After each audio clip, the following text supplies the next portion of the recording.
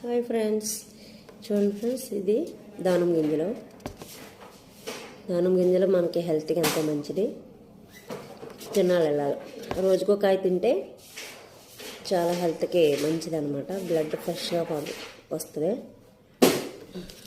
మీకు తెలుసు అనుకో, కానీ నేను కూడా చెప్తున్నా. డైలీ కాయ తినండి, మనకి హెల్త్కి అంత మంచిది చేస్తుంది. హార్ట్కి మంచిది అనమాట. ఓకే ఫ్రెండ్స్, సో ఈ వర్షంలో ఫుల్గా వేడివేడిగా ఏదైనా తినాలనిపిస్తుంది, కానీ డ్యూటీ ఉంది కదా, మనం చేసి తినలేము.